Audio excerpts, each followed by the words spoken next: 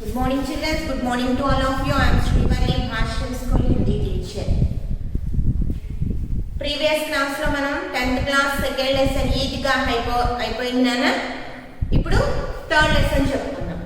Third lesson హమ్ భారత్వాసి. హమ్ భారత్వాసి. హమ్ means we, భారత్వాసి means Indian citizens. Indian citizens. ఇదమ్మా లెసన్. కవి Shri R P Nishank. Shri R P Nishank. R means Ramesh, P means Pokhriyal, Nishank. Okay, first ఉన్ముఖీకరణతో లెసన్ స్టార్ట్ చేసుకుందామమ్మా. All of you see your textbooks and see the उन्मुखीकरण. अनेक स्थानों में बहने वाली नदियां, अनेक स्थानों में बहने वाली नदियां अंत में समुद्र में ही मिलती है. अंत में समुद्र में ही मिलती है. अनेक स्थानों वाले बहने वाली नदियां, అక్కడ అక్కడ అక్కడ అక్కడ పుట్టినటువంటి నదులన్నీ కూడా పుట్టి ప్రవహించేటువంటి నదులు. అనేక స్థానం మే బహనే వాली నదియాం, బహనా మీన్స్ టు ఫ్లో, బహనే వాली నదియాం ఫ్లో అయ్యేటువంటి రివర్స్ అన్నీ కూడా అంతమే చివరిలో సముద్రమే హీ మిల్తా హై. ఎక్కడికి వెళ్ళి కలిసిపోతాయి? అన్నీ కలిసి సముద్రంలో కలిసిపోతాయి. అదే విధంగా ఉసి ప్రకార్ अलग अलग धर्म में जन्म लिए मनुष्य, अलग अलग धर्म मीन्स अलग अलग डिफरेंट ధర్మాలు అంటే అర్థమేంటి? హిందూ, ముస్లిం, సిక్, ఈసాయి ఇవన్నీ కూడా ధర్మాలు చదువుకున్నాం మనం ఆల్రెడీ 7th 8th లో చదివేసుకున్నాం. హిందూ, ముస్లిం, సిక్, ఈసాయి ఇవన్నీ కూడా ఏంటన్నా అలగ్ అలగ్ ధర్మాలు, వేరు వేరు ధర్మాలు. ఇలా వేరు వేరు ధర్మాలలో పుట్టినటువంటి ధర్మీయ లోకపిని ప్రజలందరూ కూడా అంతమే చివరికి ఎక్కడ జాయిన్ అవుతారు అంటే परमात्मा में मिलता है. अंत में परमात्मा में मिलता है और परमात्मा के पास पहुंचते हैं. परमात्मा के पास पहुंचते हैं. पहुंचना मीन्स टू रीच. पहुंचना मीन्स टू रीच. सब पहुंचते हैं.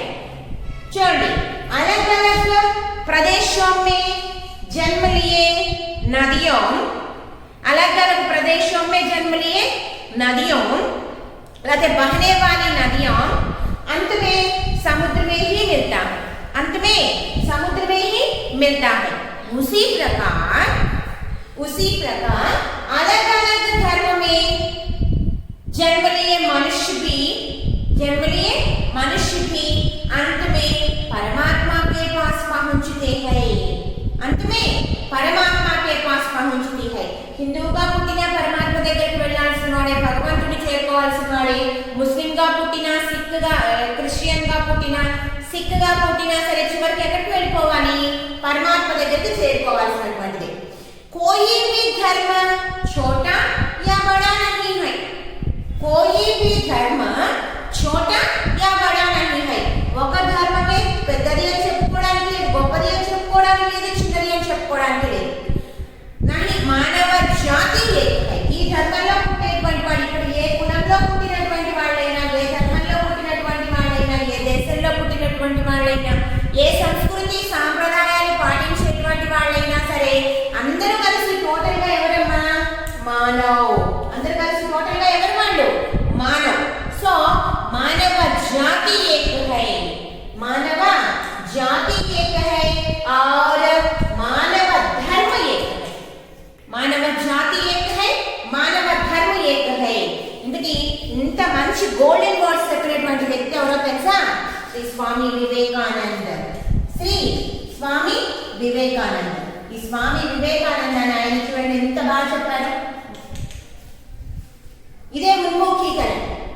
अलग अलग स्थानों में जन्म लिए नदियों, अलग अलग स्थानों में जन्म लिए नदियों अंत में సముద్ర में ही मिल जाती है. ఎక్కడెక్కడ పుట్టినటువంటి నదులైనా సరే సముద్రంలో కలిసిపోతాయి. అదే విధంగా उसी प्रकार अलग अलग धर्मों में जन्म लिए मनुष्य भी अंत में परमात्मा के पास पहुंचती है. భగవంతుడి దగ్గరికి చేరుకుంటారు. किसी भी धर्म లేదా कोई भी धर्म छोटा या बड़ा नहीं है. ఇది గొప్పది, అది పనికిరాంది, అది తక్కువది, ఇది చిన్నది అది పెద్దది అనేటువంటి భేదం ఏమీ లేదు. కోయి भी छोटा या बड़ा नहीं है, ఏది మనకి చిన్నది కాదు ఏది పెద్దది కాదు. ఇందులో ఉండేటువంటి వాళ్ళందరూ కూడా ఎవరు సంస్కృతిని పాటించేవాళ్ళు కానీ, సాంప్రదాయాలు పాటించేవాళ్ళు కానీ, ధర్మాన్ని పాటించేటువంటి వాళ్ళు కానీ, జాతుల్లో పుట్టినటువంటి వాళ్ళు కానీ మొత్తం ఒక్కళ్ళే. ఎవరు వాళ్ళు? మనుషులు. సో మానవ జాతి ఏక హై, మానవ ధర్మ ఏక హై. మానవ జాతి ఏక హై, మానవ ధర్మ ఏక హై. ఇదే ఎవరు చెప్పారు? స్వామి వివేకానంద చెప్పారు. ఇదే మన ఉన్ముఖీకరణ. తెలుసుదా? అంటే అర్థమేంటి? ఎక్కడ పుట్టినప్పటికీ, ఏ దేశంలో ఉన్నప్పటికీ కూడా ప్రపంచమంతా ఏమవుతుంది? బంధువులం ఉంటాం కదా. అందరూ కలిసిమెలిసి నివసించాలి. ఫస్ట్ ఆఫ్ ఆల్ ఇంట్లో అందరూ కలిసిమెలిసి ఉండాలి. తర్వాత ఊళ్ళో కలిసిమెలిసి ఉండాలి. తర్వాత మండలం, జిల్లా, రాష్ట్రం, దేశం, ప్రపంచం అంతా కలిసి ఉండాలి. ప్రపంచం అంతా కలిసి ఉండాలి. అలా ప్రపంచం అంతా కలిసి ఉన్నప్పుడు ఏమవుతుంది? సుఖశాంతులు వెదజల్లుతాయి. సుఖశాంతులు వెదజల్లుతుంది మొత్తం ప్రపంచం అంతా కూడా అనేటువంటి కాన్సెప్ట్. ఇక్కడ అంతా ఒకటేమ్మా అని చెప్పడం. ఏ దేశంలో ఉన్నా, ఏ రాష్ట్రంలో ఉన్న, ప్రపంచంలో ఉన్న వాళ్ళందరూ కూడా ధర్మాలు పాటించేటువంటి వాళ్ళందరూ కూడా మనుషులే కదా. అందుకని మానవ జాతి ఏక హై చెప్పింది. అందుకే మానవ ధర్మ ఏక హై. ఇక్కడ చనిపోయినా, ఇంకో దేశంలో చనిపోయినా, ఇంకో దేశంలో, ప్రపంచంలో ఏ వ్యక్తి చనిపోయినా చివరికి పరమాత్మకే పాస్ పహుంచుతీ హై. ఎక్కడ ఎన్ని నదులున్నా, ఎక్కడున్నా సరే అంతమే సముద్రమే మిల్తీ హై. అందువల్ల తక్కువ ఎక్కువ అనేటువంటి భేదం ఉండకూడదు అనేటువంటి చెప్తున్నారమ్మా ఈ ఉన్ముఖీకరణ భాష. ఓకేనా? ఇదమ్మా ఉన్ముఖీకరణ. నెక్స్ట్ దాంట్లోనే క్వశ్చన్స్ ఇచ్చాడు చూడండి. నదియం కిస్మే విలీన్ హోతీ హై. నదులు దేనిలో విలీనమైపోతాయి? नदियों समुद्र में विलीन होती है. नदियां समुद्र में विलीन होते हैं. इसमें किस किस को एक बताया गया है? देनी देनी ఏకంగా ఒకటిగా చెప్పారు.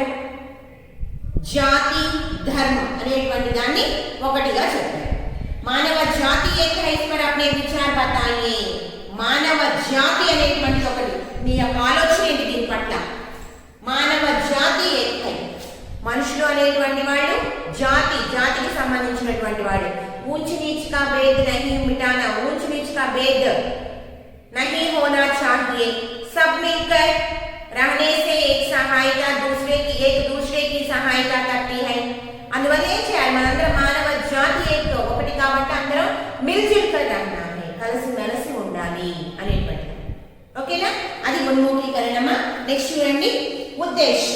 ఏ ఉద్దేశంతో మీకు ఈ లెసన్ అనేటువంటి ఇచ్చారు? ఆల్రెడీ చెప్తూ ఉన్నాను మీకు. మీలో ఉండేటువంటి లాంగ్వేజ్ అంటేనే మోరల్. Language means moral. ఆ మోరల్ అనేటువంటిది మీలో డెవలప్ అవ్వాలి. మంచితనం అనేటువంటిది డెవలప్ అవ్వాలి. మోరల్ వాల్యూస్ నేర్చుకోండి అంటూ ఉంటాం. మోరల్ డెవలప్ చేసుకోండి, మంచి డెవలప్ చేసుకోండి అనేటువంటిది. ఆ కవిత బరస్తే బాధలు కనుక రాసుంటే కనుక దాని ద్వారా మనకు కవి ఏం చెప్పారు? ప్రకృతిని ఆస్వాదించడం గురించి చెప్పారు కదా. ప్రతి దాంట్లో కూడా అందం, ధ్వని అవన్నీ కూడా మనకి ఏం చేశారు? ఆస్వాదించేటువంటి గుణాన్ని మనలో కల్పించారు. లేకపోతే ఇప్పటి వరకు లేకపోతే నెక్స్ట్ వాన పడేటప్పుడు రైనీ సీజన్లో ఆ చెట్ల ఆకులు చూడాలి, లేదా సౌండ్స్ వినాలి అనేటువంటి థాట్ మీలో వచ్చేలా చేశారు కవి. అలానే చిన్న చిన్న కవితలు రాసేటువంటి ఇది కూడా మీకు ఇచ్చారు. అలాగే ఈద్గా వచ్చేటప్పటికి వయోవృద్ధంకే ప్రతి ముసలి వాళ్ళ పట్ల ఎలా ఉండాలి ఒక కథ ద్వారా చెప్పారు. మీరు కూడా అలాగే ఉండాలి అని కథ నేర్చుకున్న తర్వాత ఒక లెసన్ చదువుకున్నాము లాంగ్వేజ్లో అంటే ఆ లెసన్ చదువుకొని అర్థం చేసుకొని క్వశ్చన్స్ రాసేసి గ్రామర్ రాసేస్తే మీ వర్క్ అయిపోతుంది అనుకోవడం తప్పు. దాని ద్వారా నేర్చుకున్నటువంటి మోరల్ అనేటువంటిది, మంచి అనేటువంటిది మీలో డెవలప్ అయ్యి మీరు సమాజానికి సేవ చేయడమే లాంగ్వేజ్లో ఉండేటువంటి లెసన్స్లో ఉండేటువంటి పరమార్థం. అర్థమైందమ్మా? అలా ఇప్పుడు మనకు వచ్చి భారత భాష గురించి చెప్తున్నారు. ఇండియన్ సిటిజన్స్ ఎలా ఉంటారు, ఏం చేస్తారు, ప్రపంచం అంతా వాళ్ళని ఎలా ఇది చూస్తారని చెప్పుకుంటా ఉంటారు. ఓకే, ఉద్దేశం. ఏ ఉద్దేశంతో రాశారు? ఛాత్రో మీన్స్ స్టూడెంట్స్ లో కవిత, गीत आदि की रचना शैली का विकास करना. రచనా శైలి ఏంటి? మీరు ఒకవేళ రచన చేసేట్లయితే దాని యొక్క శైలి ఎలా డెవలప్ చేయాలి? विकास करना डेवलप చేయడం. और उनमें देशभक्ति के साथ साथ వారిలో ఉన్మే వే ప్లస్ మే ఉన్మే మీన్స్ ఉన్మే ఉన్మే కనుక విడగొట్టారు అనుకోండమ్మా మీరు ఏమవుతుంది ఇక్కడ వే ప్లస్ మే ఓ సో ఉన్మే देशभक्ति की भावना सॉरी उनमें देशभक्ति के साथ साथ देशभक्ति तो पाटुगा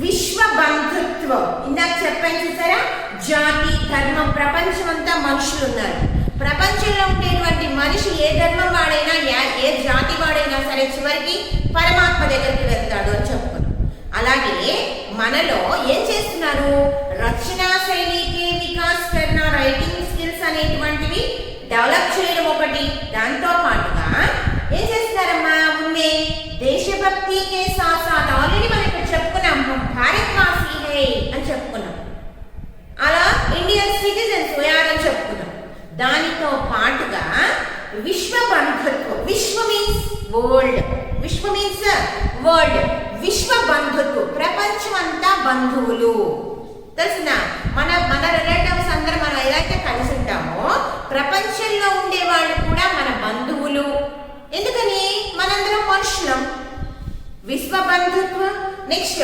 విశ్వ శాంతి ప్రపంచమంతా శాంతిగా ఉండాలి విశ్వ శాంతి నెక్స్ట్ అహింస పక్కవాడిని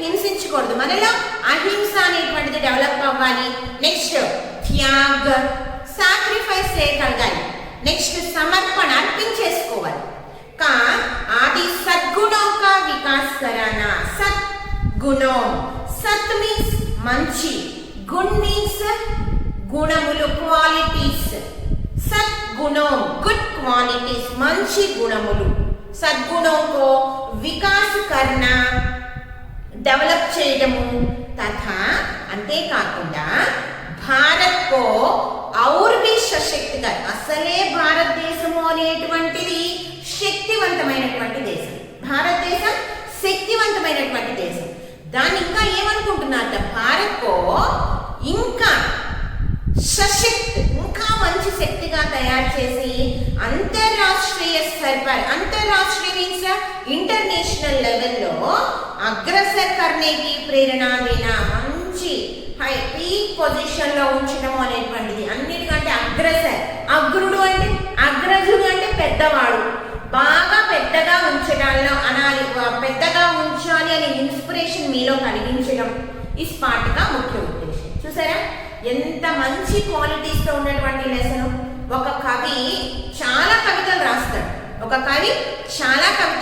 చాలా గీతాలు రాస్తాడు చాలా కహానీలు రాస్తాడు అన్ని రాస్తాడు మనకి ఈ లెసన్ ఎందుకు పెట్టారు సరే పెట్టిన తర్వాత ఓకే పెట్టారు ఎందుకు పెట్టారు అనేది మనం లెసన్ లో చూసుకుంటాం అంతేకాకుండా వాళ్ళు చూడండి ఉద్దేశం ఎంత బాగా చెప్పారు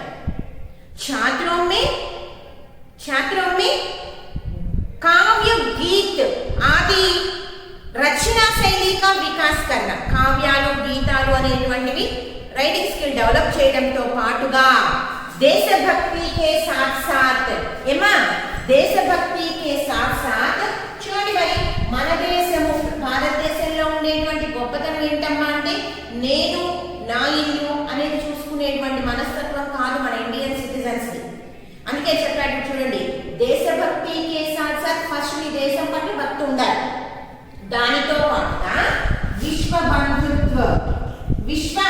బంధుత్వ నెక్స్ట్ విశ్వ శాంతి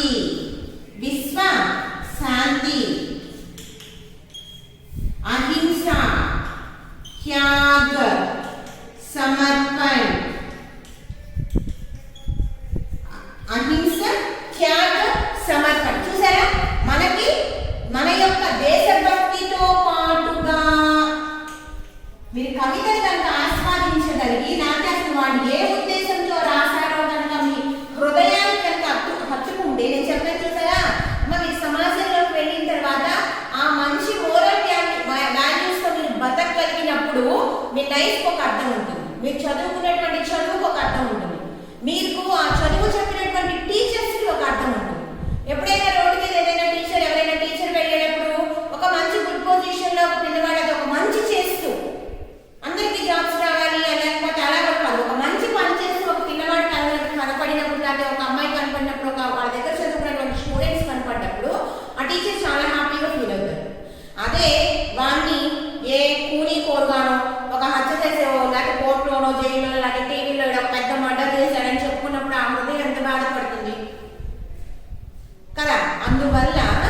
ఏం చేయాలంటే అలాంటివన్నీ డెవలప్ చేసుకోకూడదు. మీరందరూ కూడా మంచిగా ఉండాలి, మంచి సిటిజన్స్గా ఉండాలి.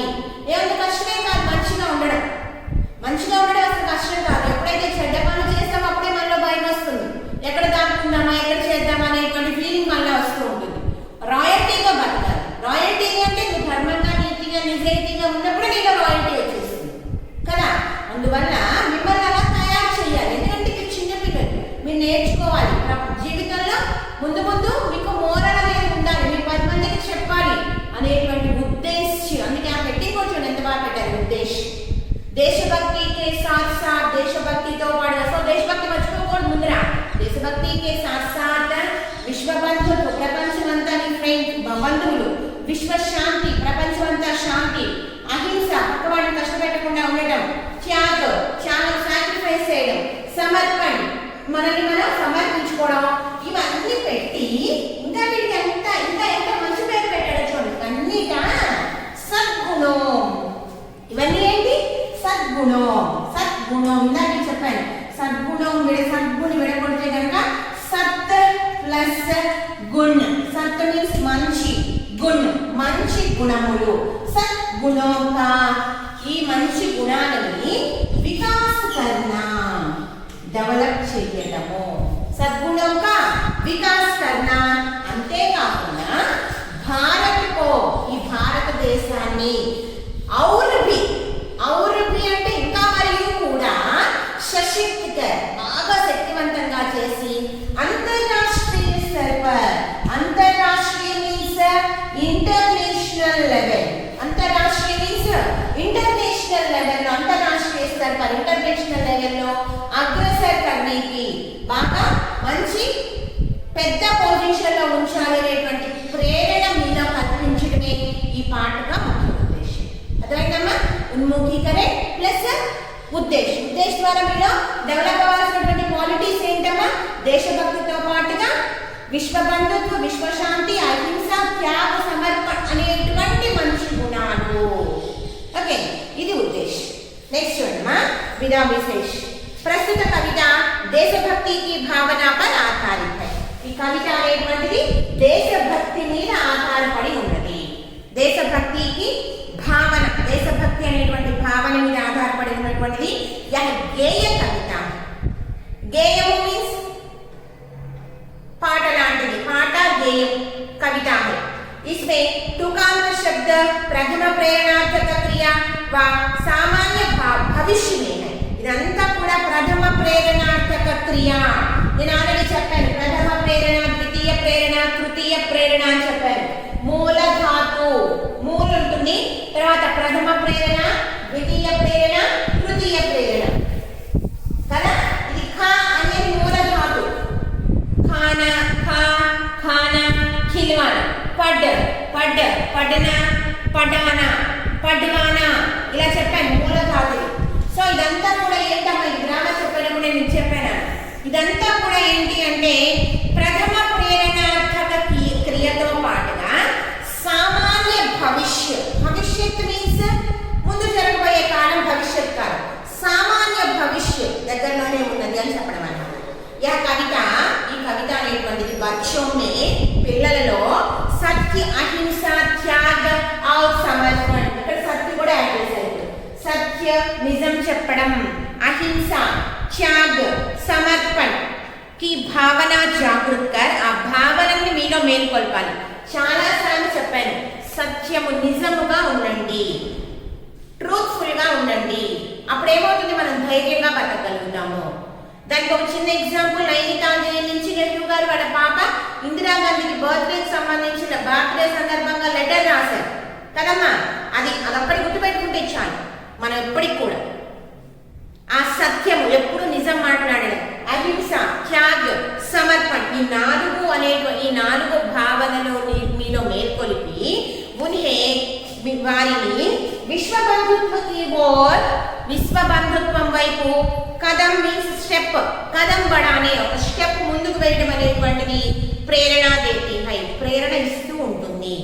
ఈ లెసన్ విన్న తర్వాత మీలో ఈ ప్రేరణ అనేటువంటిది కలవాలమ్మా. ఏమేంటది? సత్య, అహింస, త్యాగ, సమర్పణ ఈ నాలుగు భావనలు మీలో మేల్కొల్పి మీలో ఏంటి అంటే మునిహి అంటే వారిని అని అర్థం. విశ్వ బంధుత్వం की ओर ప్రపంచమంతా బంధుత్వము అంటే అందరూ కలిసిమెలిసి మానవ జాతి ఏక హై, మానవ ధర్మ ఏక హై అనేటువంటి భావనను మీలో పెంపొందించి మీ యొక్క కదం పడడానికి నేను కూడా దేశం కోసం, నేను కూడా రాష్ట్రం కోసం, నేను కూడా ప్రపంచం కోసం అనేటువంటి భావనని మీలో మేల్కొల్పి ఒక అడుగు ముందుకు వేసేటువంటి ప్రేరణ ఇవ్వడమే ఈ లెసన్. ఏనా? అది విధా విశేషం. నెక్స్ట్ వచ్చేటప్పటికి కవి పరిచయం. కవి పరిచయం. ప్రస్తుత कविता देश के कवि आरपी निशंक है. प्रस्तुत कविता के कवि आरपी निशंक है.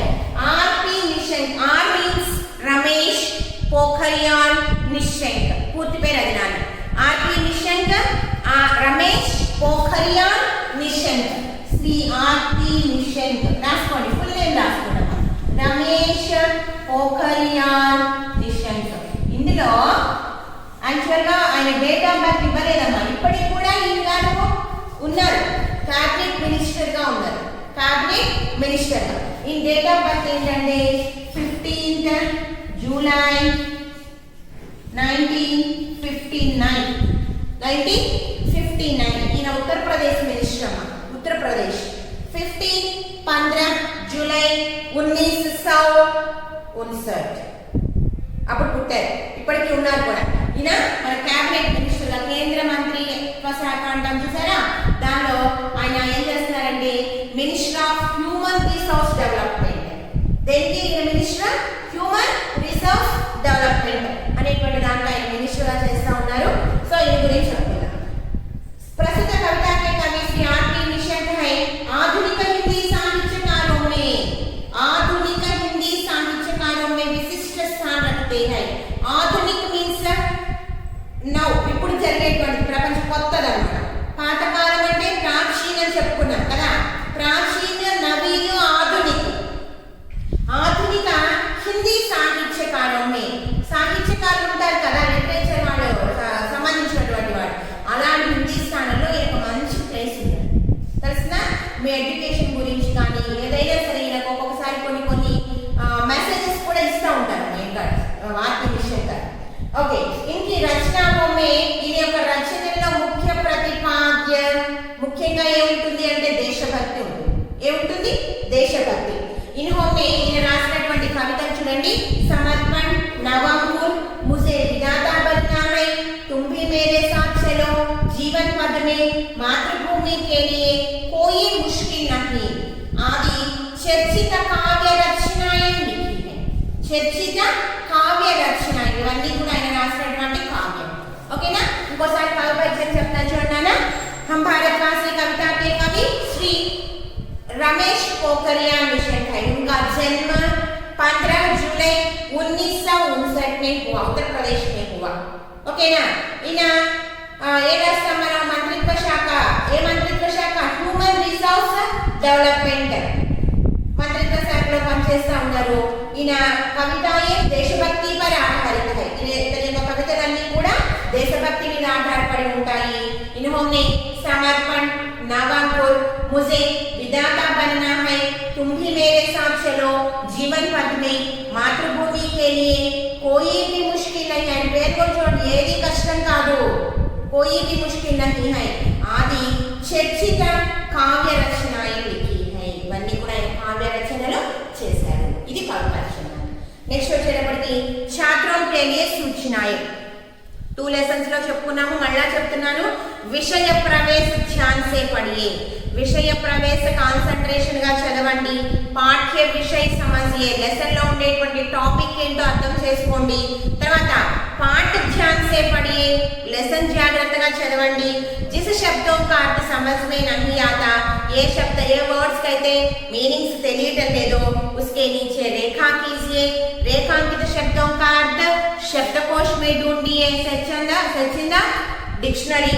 समझ में न आने वाले अंश तो अर्थం కానటువంటి ఉంటే छात्र समूहों में स्टूडेंट्स ग्रुप లో కానీ या अध्यापक से चर्चा कीजिए. टीचर అడిగి తెలుసుకోండి. So first of all read విషయ ప్రవేశ ధ్యాన్ సే పడి అన్నాడు. విషయ ప్రవేశ కాన్సంట్రేషన్ గా చదవాలి. చూడండి ఒకసారి విషయ ప్రవేశ. भारत प्राचीन देश है, एंशिएंट देश. यहाँ की संस्कृति और सभ्यता, ఇక్కడ సంస్కృతి కానీ సభ్యత కానీ సారే విశ్వకో లుభాతి హై, ప్రపంచం మొత్తాన్ని కూడా కొలగొట్టేస్తుంది. అంత మంచి సాంప్రదాయం, అంత మంచి సంపద, సంస్కృతి సంప్రదాయం ఇదంతా కూడా. సత్యవానం, నిజం చెప్పేటువంటి వాళ్ళు. ఎవరు నిజం చెప్పేటువంటి వాళ్ళు? హరిశ్చంద్రుడు కదా. అహింసావాద్, గాంధీ గారు. సంతోం సూఫియోం, సాధువులు, మునులందరూ ఇక్కడే పుట్టారు. వాల్మీకి అందరూ కూడా ఈ భారతదేశంలోనే పుట్టారు. కర్తవ్యనిష్టం, రాముడు లాంటి వాళ్ళు చూసారా. ధర్మనిష్టం, ధర్మాన్ని ధర్మరాజు ఎవరు? భారతంలో ధర్మరాజు. ఆవిడ దేశభక్త, ఇంకా దేశభక్త లిస్ట్ అంతా మన దగ్గర ఝాన్సీ లక్ష్మీబాయి దగ్గర నుంచి మొత్తం ఉంది. ఇంతమంది పావన భూమి, దేశభక్తోంకి పావన భూమి భారతదేశం. ఇంతమంది ఉన్నటువంటి పవిత్రమైనటువంటి భూమి భారతదేశం. ఎంతమంది ఉన్నారో చూడండి అమ్మా ఇక్కడ. సత్యవాను ఎవరెవరు ఉన్నారు? సత్యవాను, అహింసావాదో, సత్యవాను, అహింసావాదో, సత్యవాను, నెక్స్ట్ అహింసావాదో, కర్తవ్యనిష్టం, నెక్స్ట్ వచ్చేటప్పటికి ధర్మనిష్టం और దేశభక్తియో.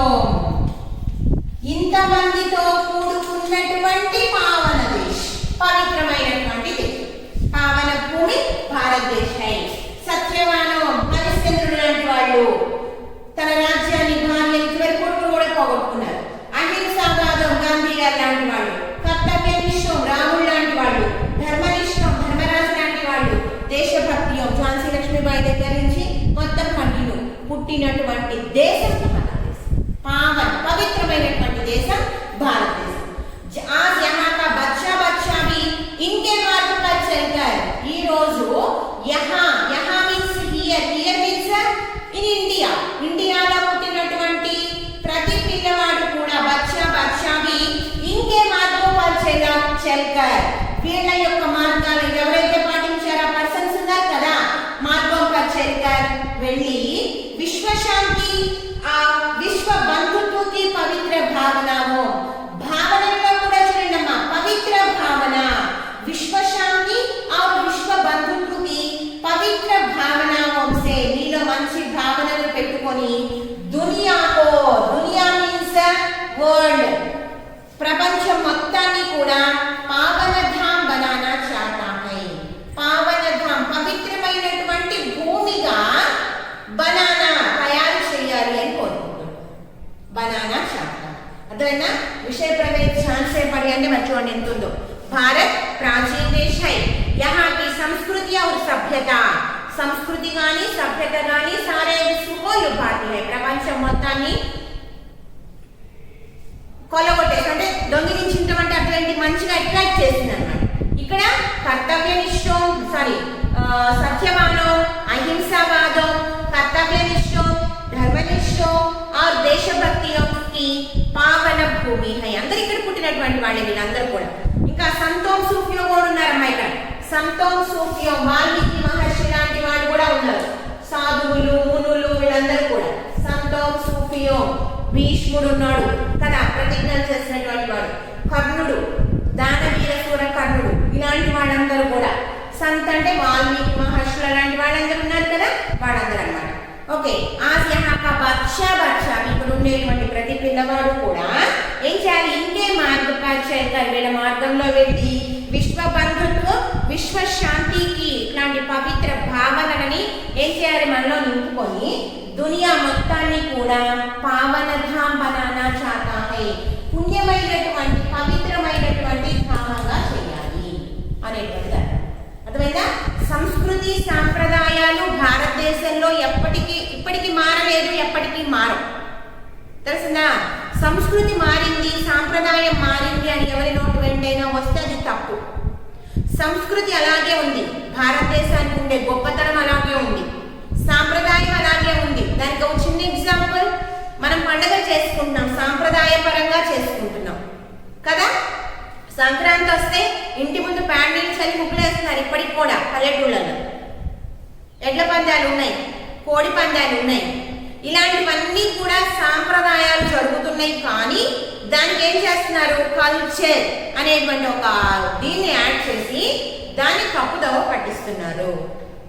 సంస్కృతి మారలేదు, సంప్రదాయం మారలేదు, మనం మారాం, మన ఆలోచనలు మారే. మనము కల్పించుకున్న సాంప్రదాయాలు అనేటువంటివి దానిలో వచ్చి జతయ్యాయి. అంతకుముందు నేను చక్క పండగలు అంటే అందరు మంచి మంచి బట్టలు, అంటే ఆడపిల్లలు అనుకోండి లంగా జాకెట్లు లేకపోతే మోడీలు వేసుకునేవాళ్ళు, చీరలు కట్టుకునేవాళ్ళు. ఈ రోజు అంతర్రాష్ట్రీయ అనేటువంటి దానిలో వివిధ దేశాల్లో ఉండే వాళ్ళందరూ కూడా డ్రెస్ అనేటువంటిది మనల్ని ఫాలో చేస్తే మనం వాళ్ళని ఫాలో చేసి జీన్స్ ప్యాంట్లు వేస్తున్నాం పండగల రోజు. దేవుడి దగ్గరికి వెళ్ళేటప్పుడు ఎలాంటివి వేయాలి, మనల్ని చూసి వాళ్ళు నేర్చుకుంటారు, వాళ్ళని చూసి మనం నేర్చుకుని మనమేమో జీన్స్ ప్యాంటు, హాఫ్ బ్లౌజెస్, ఇక్కడ హోల్స్ ఉన్నటువంటివి, మగపిల్లల ప్యాంట్లు చూస్తే అన్ని పొక్కలేవాడు. మరి ఏంటో ఆ ప్యాంట్లో ఏముంటుందో అర్థం కాదు, సగం చినిగిపోయిన ప్యాంట్ లాగా ఏలాడుతూ ఉంటుంది, పీలికి వెళ్ళాలంటే. అదే ఆ సాంప్రదాయం, అదే ఆ సంస్కృతి. దాన్ని బట్టే నా భారతదేశంలో ప్రపంచం మొత్తంలో భారతదేశం గొప్పది అని చెప్పుకుంది. ఇవన్నీ చెప్పుకుంది.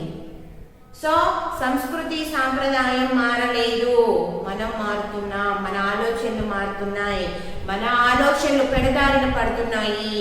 వాటిని మనం కంట్రోల్లో ఉంచుకోవాలి. ఉంచుకున్నప్పుడు మన పూర్వీకులు ఇచ్చినటువంటి భారతదేశం అనేటువంటి గొప్ప పవిత్రమైనటువంటి మాటని మనం పాడు చేస్తున్నాం. మనం నిలబెట్టుకున్నప్పుడు మన పక్క తరాలు, మన ముందు తరాలు కూడా ఏమవుతాయి, వాటిని ఫాలో అవుతాయి. మనమే భ్రష్టు పట్టిస్తే ఇంకా దేశం భ్రష్టు పట్టిపోయి, ఇందాక చెప్తున్నాం చూడండి, అగ్రము పూజ్యురాలైనటువంటి ప్లేస్లో ఉంచడం అగ్రము అంటే. అలా మన చేతుల్లో నుంచి జారిపోయే పరిస్థితి చాలా ఉంది. సో అందరూ చాలా జాగ్రత్తగా భారతదేశాన్ని కాపాడాల్సినటువంటి అవసరం, భారతదేశ సంస్కృతి సాంప్రదాయాన్ని కాపాడాల్సిన అవసరం ప్రతి పిల్లవాడిలో ఉంది, ప్రతి అమ్మాయిలో ఉంది. ఆ రెండు పాటించి మీ చేతుల్లో ఉండేటువంటి భారతదేశాన్ని మీరు పవిత్ర భూమిగా, పావనధాంగా, పుణ్యభూమిగా మార్చాల్సినటువంటి డ్యూటీ కూడా మీకు. అర్థమైందా నాన్న? ఇది విషయ ప్రవేశం. సో ఉన్ముఖీకరణ చెప్పుకున్నామమ్మా, అన్నీ చాలా మంచిగా ఉన్నాయి దీనిలో టాపిక్స్ అన్నీ కూడా. తర్వాత ఉద్దేశం చెప్పుకున్నాము, అలాగే విద్యా విశేష చెప్పుకున్నాం, కవి పరిచయం చెప్పుకున్నాము, అలాగే విషయ ప్రవేశం కూడా చెప్పేసుకున్నాం. ఓకే, నెక్స్ట్ క్లాస్లో లెసన్లోకి వెళ్దామమ్మా. ఈ 4 కూడా మీరు జాగ్రత్తగా చదవండి. ఓకేమ్మా?